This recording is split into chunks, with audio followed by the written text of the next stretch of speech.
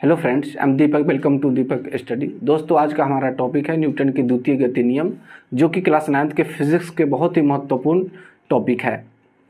इसमें हम यह जान पाएंगे कि किसी असंतुलित बल द्वारा वस्तु में उत्पन्न किया गया त्वरण उस वस्तु के बल का सीधा समानुपाती और उस वस्तु के द्रव्यमान का व्युत्क्रमानुपाती होता है तथा त्वरण की दिशा बल की दिशा में होती है।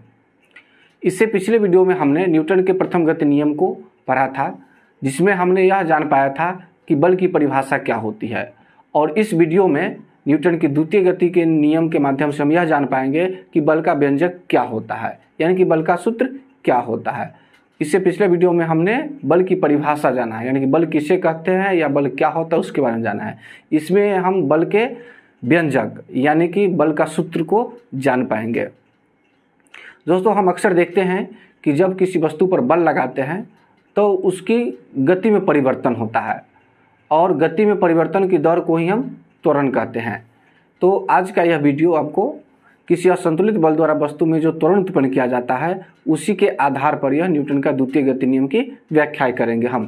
तो यहाँ पर स्पष्ट रूप से लिखा है कि किसी असंतुलित बल द्वारा वस्तु में उत्पन्न किया गया त्वरण उस वस्तु पर आरोपित बल का सीधा समानुपाती होता है और वस्तु के द्रव्यमान का व्युत्क्रमानुपाती होता है। यहाँ तीन चीज़ें हमें समझना है: किसी असंतुलित बल द्वारा, दूसरा है उत्पन्न किया गया त्वरण, और तीसरा उस वस्तु का द्रव्यमान। यानी कि जिस वस्तु पर असंतुलित बल लगाया जाता है उसमें जो त्वरण उत्पन्न होता है उसमें और जो असंतुलित बल लगाया है उसमें सीधा समानुपाती होता है, बशर्ते कि उसके द्रव्यमान का व्युत्क्रमानुपाती होता है। तो चलिए हम इसको हम प्रूफ करते हैं, कैसे हम सूत्र बनाते हैं। तो सबसे पहले हमको मानना पड़ेगा, माना कि किसी वस्तु का द्रव्यमान m है।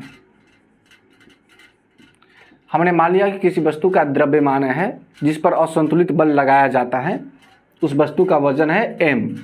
द्रव्यमान हमने m माना है।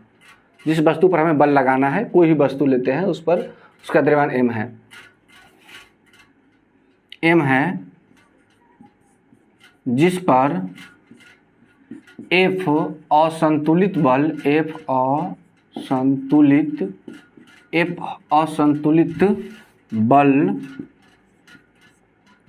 लगाने पर त्वरण A उत्पन्न होता है। त्वरण A उत्पन्न होता है। तो सबसे पहले हमने मान लिया है कि जिस वस्तु पर हमें बल लगाना है उसका द्रव्यमान क्या है, m है। और कौन सा बल लगाते हैं, असंतुलित बल। तो वह असंतुलित बल F असंतुलित बल लगाते हैं तो हमें क्या उत्पन्न होता है, लगाने पर A त्वरण उत्पन्न होता है। तो अब हम इसको सूत्र के रूप में बनाएंगे कैसे। तो सबसे पहले यहाँ इस परिभाषा में देखेंगे किसी असंतुलित बल द्वारा वस्तु में उत्पन्न किया गया त्वरण। तो यहाँ पर हम न्यूटन के द्वितीय गति नियम से लिखेंगे। न्यूटन के द्वितीय गति नियम से, न्यूटन के द्वितीय गति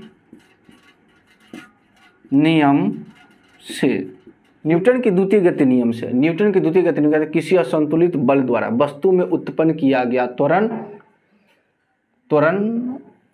उस वस्तु पर आरोपित बल का सीधा समानुपाती होता है। किसी असंतुलित बल वस्तु में उत्पन्न किया गया त्वरण, यानी कि जो वस्तु में उत्पन्न किया गया त्वरण यह A है, यह उस पर आरोपित बल का सीधा समानुपाती होता है। तो आरोपित बल कौन है, यह F है, तो इसका यह सीधा समानुपाती होगा। यहाँ पर तक हम आ गए, सीधा समानुपाती होता है।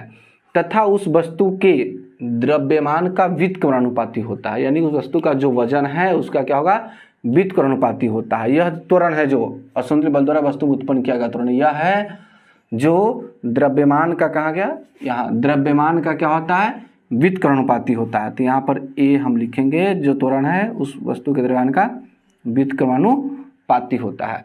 तो यहाँ पर तक हम परिभाषा में समझ गए कि किसी वस्तु में उत्पन्न किया गया त्वरण उस वस्तु पर आरोपित बल का क्या होता है, सीधा समानुपाती और उस वस्तु के द्रव्यमान का क्या होता है, व्युत्क्रमानुपाती। तो यहाँ पर तक हम समझ गए हैं कि यह व्युत्क्रमानुपाती होता है। अब हम इसको समीकरण 1 मानेंगे और पुनः इसको समीकरण 2 मानेंगे। अब यहाँ लिखेंगे कि समीकरण 1 और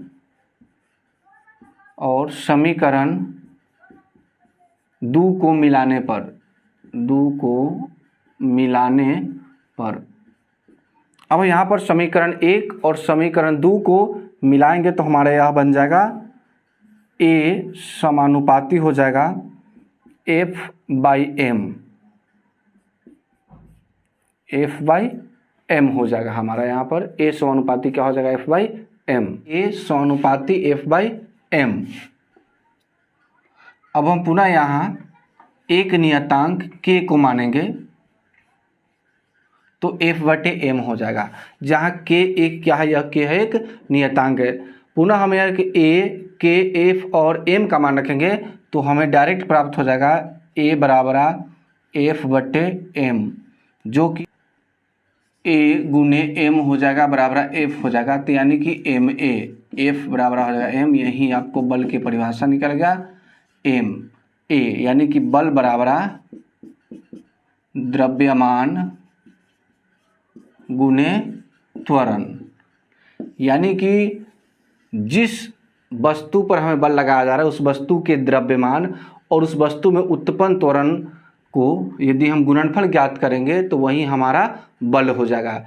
यानी कि स्पष्ट रूप से बल का परिभाषा हो जाएगा कि जिस वस्तु पर बल लगाया जा रहा है उस वस्तु के द्रव्यमान और उसके त्वरण को गुणनफल को ही हम बल कहते हैं, जिस वस्तु पर बल लगाया जा रहा है।